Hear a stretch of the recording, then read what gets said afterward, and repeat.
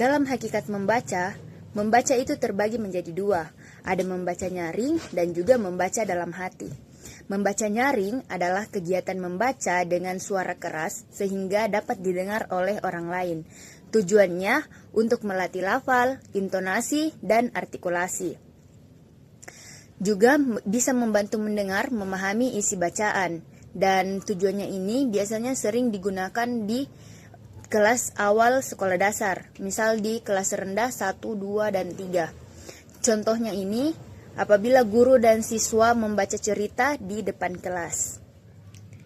Membaca dalam hati yang dilakukan tanpa suara dan hanya mengandalkan aktivitas visual dan mental. Tujuannya untuk memahami isi bacaan secara cepat, meningkatkan konsentrasi dan pemahaman, juga lebih efisien untuk membaca teks panjang. Membaca dalam hati ini terbagi menjadi dua, yaitu membaca ekstensif dan juga membaca intensif. Membaca ekstensif berarti membaca secara luas, objeknya meliputi sebanyak mungkin teks dalam waktu yang sesingkat mungkin. Tujuan dari membaca ekstensif adalah untuk memahami isi yang penting-penting dengan cepat.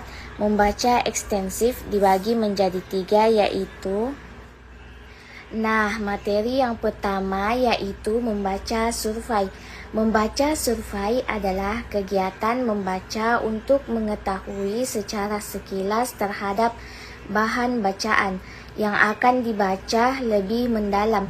Menurut Targan, sebelum mensurvei bahan bacaan yang akan dipelajari dengan jalan memeriksa, meneliti, melihat, dan meneliti judul-judul bab terdapat dalam buku-buku yang bersangkutan. Materi yang kedua yaitu membaca sekilas. Membaca sekilas adalah sejenis membaca yang membuat mata kita bergerak dengan tepat, melihat, memperhatikan bahan tertulis yang dibacanya, dengan tujuan untuk mendapatkan informasi secara tepat. Contohnya membaca jadwal, berita singkat, atau mencari arti kata dalam kamus. Materi yang ketiga yaitu membaca dangkal. Membaca dangkal adalah teknik membaca cepat secara sekilas untuk mendapatkan pemahaman luar, gambaran umum. Membaca dangkal bertujuan memperoleh pemahaman yang bersifat umum dan tidak mendalam. Contohnya membaca cerita pendek, novel, populer, komik. Selanjutnya yaitu membaca intensif. Jadi membaca intensif ini merupakan bagian dari membaca dalam hati, yang dimana membaca intensif adalah kegiatan membaca yang dilakukan secara cermat, teliti, dan mendalam untuk memahami isi teks secara detail. Jadi tujuan dari membaca intensif ini bukan hanya sekedar untuk mengetahui gambaran umum atau isi secara umum dari sebuah teks, tetapi juga memahami bagaimana informasinya secara menyeluruh, termasuk makna yang tersirat dari sebuah teks tersebut. Selanjutnya yaitu membaca telaah isi. Jadi membaca telaah isi adalah bagian dari membaca intensif yang berfokus pada pemahaman dan juga analisis isi atau substansi teks. Jadi pembaca ini tidak hanya membaca saja, tetapi juga dia menelaah, menilai, dan juga memahami gagasan yang disampaikan oleh penulis lewat teks tersebut. Adapun bagian-bagian dari membaca telaah isi, yang pertama itu membaca teliti. Jadi, membaca teliti ini yaitu membaca dengan sangat cermat untuk menemukan informasi secara tepat dan detail. Jadi, kegiatan membaca ini penuh dengan perhatian terhadap detail-detail informasi dari teks tersebut. Kemudian pembaca berusaha menangkap setiap informasi secara akurat tanpa melewatkan bagian-bagian yang penting. Adapun tujuan dari membaca teliti yaitu menemukan fakta yang spesifik. Jadi dengan kita membaca dengan teliti, maka kita dapat menemukan fakta-fakta tersebut secara spesifik atau secara jelas. Selanjutnya yaitu menghindari kesalahan pemahaman dan juga memahami informasinya secara akurat dengan membaca teliti. Baik, jadi yang kedua yaitu membaca pemahaman, yang dimana membaca pemahaman yaitu membaca untuk memahami isi bacaan secara menyeluruh. Jadi, dalam membaca pemahaman itu, pembaca berusaha menangkap makna teks, menjelaskan kembali isi bacaannya sesuai dengan kata-katanya sendiri, serta menghubungkan informasi yang dibaca dengan pengetahuan yang sudah dimiliki sebelumnya.